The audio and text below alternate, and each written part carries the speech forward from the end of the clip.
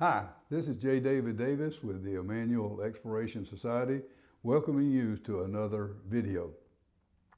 For the past several videos, if you see, we've made about 6, I think, 5 or 6 up to this point. We've been talking about the UFOs and the implication it has for humanity and how it could change the world. We looked at the theological implication.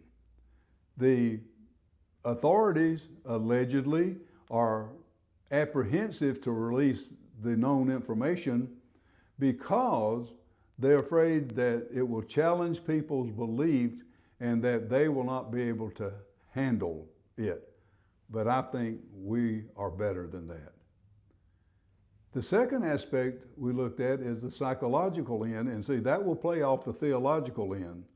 If your theology is challenged and your belief systems are challenged, it has a direct physical, psychological effect on you.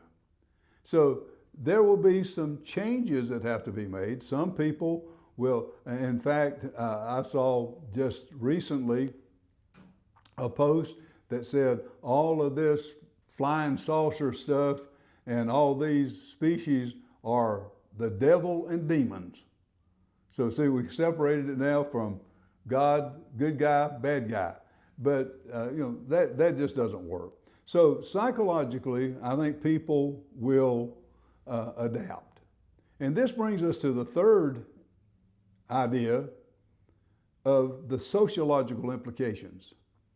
I have mentioned to you on the last video, and I'll give you a recap on it, that the discoveries in the past have created great excitements. Now see, I'm a guy that's old enough to remember having telephones.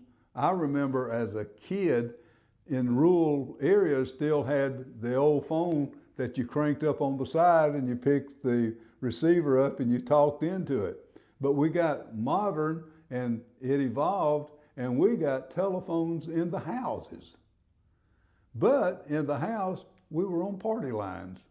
So you could pick up the phone, and if your neighbor was on the line, you could eavesdrop on them. Everybody could listen. And now everyone has a phone. Nearly everyone has a cell phone. So we learned to adapt. And so we've said that society has evolved, but here's one thing I want to bring your attention to about the evolution of society. I mentioned previously that we now have the most educated society worldwide from top to bottom in the annals of human history. I want to sociologically drive this home. The one thing that humanity as a society has learned is this: of all of the wars, people come together and they try to coexist, but they always find a way to find disagreements. These disagreements turn to challenges. The challenges turn to conflict. Conflict turns to wars. And what is the purpose of war? To defeat the enemy. Humanity started by throwing rocks and using sticks. Now we use missiles and drones. If humanity has learned anything, this is the single most important thing that humanity has learned, and it's not good. We've learned how to be effective killers. We are better killers than we are anything, and that's a tragedy. Society has the potential of great good, but it appears as we usually have the greater evil. Society will adapt. After all the media hype, all the fear-mongering, and endless speculation, society will find itself. Politicians will remain politicians. Institutions will jockey for control. The majority will once again return to say, hey man, I got to go to work. I got bills to pay. I got to put groceries on the table. They'll continue playing sports, enjoying their lives, and all will become normal.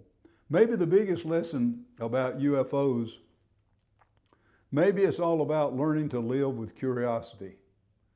A person can spend a life hiding behind certainty, or they can step into the unknown with questions. Exploration has always been a part of human growth. Growing up around the cotton fields and cotton mills of Middle Georgia taught me something important.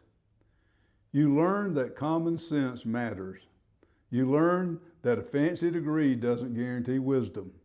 You learn to keep your eyes open and your boots on the ground. That same attitude may serve us well now. We don't have all the answers. We may not even have the questions yet. That's the big thing. But the backpack is packed, the road is open, and the exploration continues. See you the next time.